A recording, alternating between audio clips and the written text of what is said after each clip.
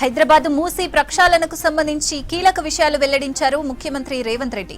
నిర్వాసితులు కోరుకున్న సాయాన్ని అందిస్తామని చెప్పారు. అంతర్జాతీయ స్థాయికి నగరాన్ని తీర్చిదిద్దాల్సిన అవసరముందన్న సీఎం ప్రభుత్వం ఏ కార్యాచరణ చేపట్టకుండా ఎలా సాధ్యమవుతాయని ప్రశ్నించారు.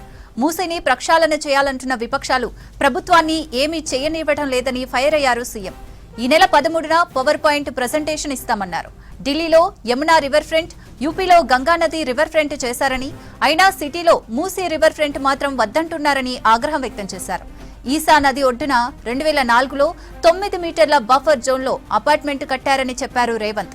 నదులకు 50 మీటర్ల బఫర్ జోన్ ఏర్పాటు చేస్తూ తర్వాత నిర్ణయం తీసుకున్నారని తెలిపారు సీఎం. 50 మీటర్ల లోపు కట్టడాల పైన నిషేధం ఉందన్నారు. 50% బఫర్ జోన్ ఉందని, అందుకే వాళ్లను పిలిచి మాట్లాడామని తెలిపారు. 7 ఎకరాల భూమి ఇచ్చి అందులో అపార్ట్మెంట్ కట్టుకోవడానికి కావలసిన డబ్బును డిపాజిట్ చేస్తామని చెప్పామన్నారు రేవంత్ రెడ్డి.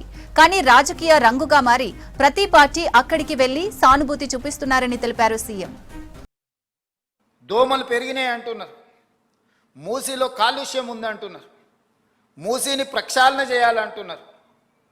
కానీ ప్రభుత్వం ఏం చేయకూడదు అంటున్నారు. దోమల్ని నియంత్రించాలన్నా, చెత్త ఎత్తాలన్నా, మూసీని ప్రక్షాళన చెయ్యాలన్న డిమాండ్స్ వచ్చినప్పుడు ప్రభుత్వానికి ఏ కార్యాచరణ చేపట్టొద్దు అంటున్నారు. ఏ కార్యాచరణ చేపట్టకుండా ఇవి ఎట్లా సాధ్యమవుతాయో జర్నలిస్ట్గా మీరు నాకు సూచన చేయండి. గుజరాత్ అహ్మదాబాద్ సబర్మతి రివర్ ఫ్రంట్ కట్టుకుంటుంది. 10,000 కుటుంబాలను తరలించింది అక్కడి నుంచి. వాళ్ళు సరైన ప్యాకేజ్ కూడా ఇవ్వలేకపోయారు. ఈరోజు ఢిల్లీ యమునా నదిని ప్రక్షాళన చేస్తారు. ఉత్తరప్రదేశ్ గంగానది ప్రక్షాళన చేసిన మన గొప్పగా ప్రపంచానికి ప్రచారం కల్పించుకుంటారు. నాకేం అభ్యంతరం లేదు, మంచిది. అహ్మదాబాద్ సబర్మతి రివర్ ఫ్రంట్ చేసుకోవచ్చు, ఢిల్లీ యమునా నది రివర్ ఫ్రంట్ డెవలప్ చేసుకోవచ్చు, ఉత్తరప్రదేశ్ గంగానది రివర్ డెవలప్ చేసుకోవచ్చు.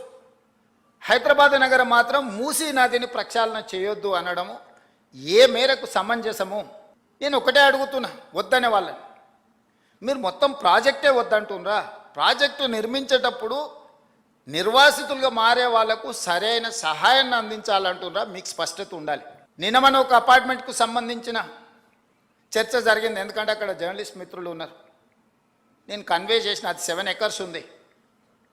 ఆ 7 ఎకర్స్లో మూసీ నది ఒడ్డున, ఈసా నది ఒడ్డున ఉంది. అది నదులకు బఫర్ జోన్ 50 మీటర్లు, నాలాకు బఫర్ జోన్ 10 మీటర్లు. ఈసా నది ఒడ్డున ఇది నాలా అని చూపించి 2004-05లో బిల్డరు అనుమతి తీసుకొని వచ్చి అక్కడ అపార్ట్మెంట్స్ కట్టింది. 2004 తర్వాత 2012లో చట్టాన్ని సవరించి స్పష్టంగా నాలా అయితే ఎంత ఉండాలో, చెరువులు అయితే ఎంత ఉండాలి బఫర్ జోన్, నదులైతే ఎంత ఉండాలి బఫర్ జోన్, కేటగారికల్గా చట్టాన్ని మనం ఆమోదించుకున్నాం శాసనసభలో. 2012 నుంచి యాక్ట్ మనం ఇంప్లిమెంట్ చేస్తున్నాం. దాని ప్రకారం మూసా నది కానీ ఈసా నది కానీ నది ఒడ్డున 50 మీటర్ల బఫర్ జోన్, ఎవరు ఏమి కట్టడానికి వీల్లేదు. కట్టినా కూడా వాటిని తొలగించాలి. భూ యాజమాన్య హక్కులు మీ దగ్గర ఉన్న నష్టపరిహారం ఇస్తారు తప్ప అందులో ఎలాంటి నిర్మాణాలు జరగడానికి లేదు. NGT direction, supreme court directions, all constitutional authorities have decided to remove all these buffer zones. ఆ అపార్ట్మెంట్కు సంబంధించి దాదాపుగా 50% ఈ బఫర్ జోన్ 50 మీటర్ల 9 మీటర్ల సెట్ బ్యాక్ చూపించేసి ఇది నాలా అని చూపించి బిల్డర్స్ అక్రమంగా అనుమతి తెచ్చుకొని కట్టినరు. మన వాళ్ళు కొనుక్కున్నారు. అనుమతి చూసే కొనుక్కున్న వాళ్ళ గురించి నేనేం తప్పుగా చెప్పట్లేదు, అనుమతులు అన్నీ చెక్ చేసుకున్నాం. నేను ఈ మధ్యలో ప్రాజెక్టుని టేకప్ చేయాలనుకున్నప్పుడు చూస్తే మోర్ దాన్ 50% బఫర్ జోన్లు ఉన్నది. దీంట్లో చాలామంది తెలిసిన మిత్రులు ఉన్నారు. అరే వీళ్ళకి ఏదన్నా నష్టం జరిగేటట్టుంది, మనం చేయగలిగిన సహాయం చేద్దామని మా అధికారులకు చెప్పి వాళ్ళ దగ్గర పంపించి వాళ్ళతో చర్చ చెప్పిన. మరి వాళ్ళకి ఎంత చేరిందో తెలియదు, అందుకే ఈరోజు ఇక్కడ నుంచి చెప్పదలుచుకున్నా.